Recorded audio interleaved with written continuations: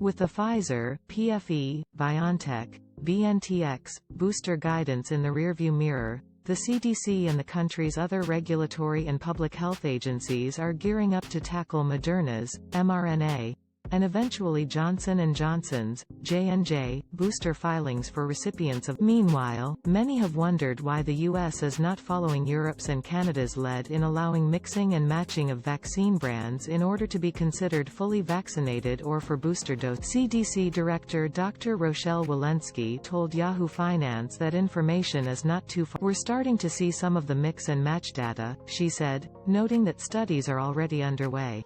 As soon as we have those data to present, both to the FDA and to the CDC, we'll have recommendations there as well, Walensky said. Dr. Anthony Fauci, director of the National Institute of Allergy and Infectious Diseases, NIAID, said Tuesday the first batch of data pertains to Moderna as a booster for either the J&J or Pfizer vaccine. That data is available now, and data from trials of the other two vaccines as mixed boosters are forthcoming in the next. NIAID told Yahoo Finance that the data has been sent to the FDA and the CDC's advisory panel, ACIP, and it is unclear when that data will be made available to the public. CDC still considering mix and match vaccines despite overseas data. The National Institutes of Health, NIH, began a trial evaluating the potential back in June, at the same time that Canada's government gave a nod to mix and match. The Canadian government allowed mRNA doses to be mixed with AstraZeneca, AZN, doses when the latter struggled to deliver enough doses in time. Officials said then that data from the UK and Spain proved it was safe and effective against COVID-19 and is a common practice with vaccines for other diseases. The latter is how some experts feel, and they are frustrated by the FDA and CDC's unwillingness to move forward with the strategy.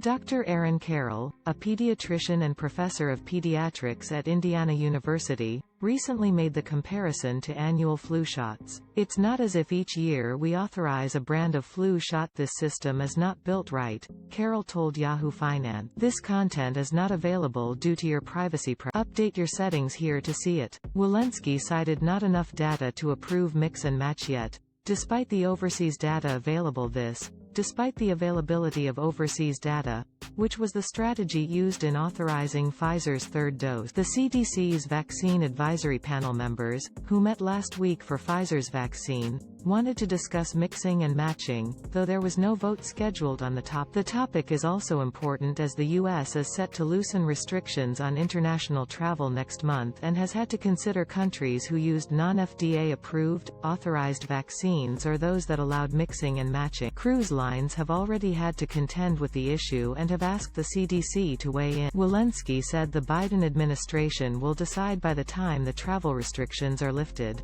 We're working on the policies right now to assess what we'll be doing in early November, she said.